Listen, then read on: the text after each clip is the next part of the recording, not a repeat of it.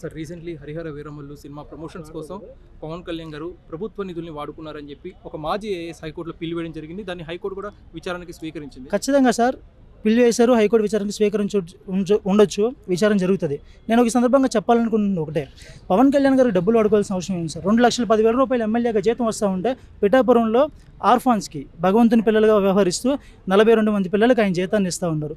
ప్రభుత్వ నిధులు వాడుకోకుండా మంగళగిరిలో కేంద్ర కార్యాలయంలో ఆయన ఈ రోజుకి కూడా ముఖ్యమంత్రి సంబంధించినటువంటి ఛాంబర్ నడుపుకుంటూ ఉన్నారు.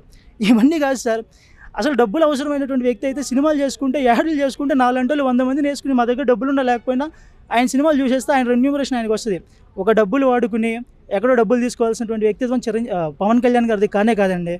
రైతులు ఆత్మహత్యలు చేసుకుంటే 30 కోట్ల రూపాయలు ఫండ్ రైజ్ చేసి పంచినటువంటి వ్యక్తి, వరదలు వస్తే ఫండ్ రైజ్ చేసి పంచిన వ్యక్తి, ముఖ్యమంత్రి ఉప ముఖ్యమంత్రి అయినాక 400 గ్రామ పంచాయతీలకు 4 కోట్ల రూపాయల వరద సహాయం అందించినటువంటి వ్యక్తి, ఒక స్కూల్లో కడప జిల్లా లాంటి ప్రాంతంలో మెగా కిచెన్కి డబ్బులు ఇచ్చినటువంటి వ్యక్తి. చెప్పుకుంటూ పోవాలంటే ట్రైబల్స్కి రోడ్లే ఇచ్చారు. అంజలి శనివారం అనే ఊరు ఎవరికి తెలియదు, ఈరోజు మాట్లాడుకుంటూ ఉన్నాం. ఈ రోజుకి కూడా పిఠాపురం గ్రామంలో మీరు చూడండి, వరలక్ష్మి వ్రతం సందర్భంగా చీరలు మంచుతూ ఉన్నారు.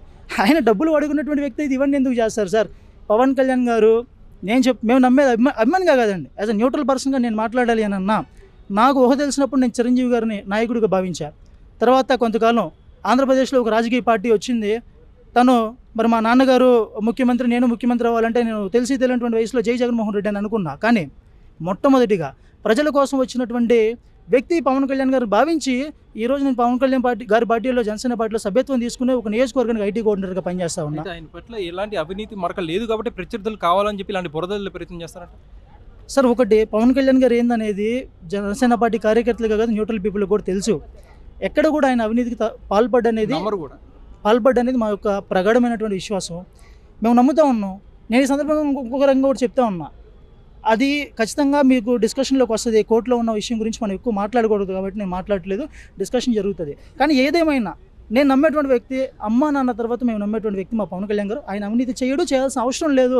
తన డబ్బుల్ని కోట్లాది రూపాయలని ప్రజలకు ఇచ్చేటువంటి గొప్ప మానవత్వం ఉన్నటువంటి నాయకుడు మా నాయకుడు తప్ప అవినీతి చేయాల్సినటువంటి అవసరం లేదు. చేయబోరు కూడా.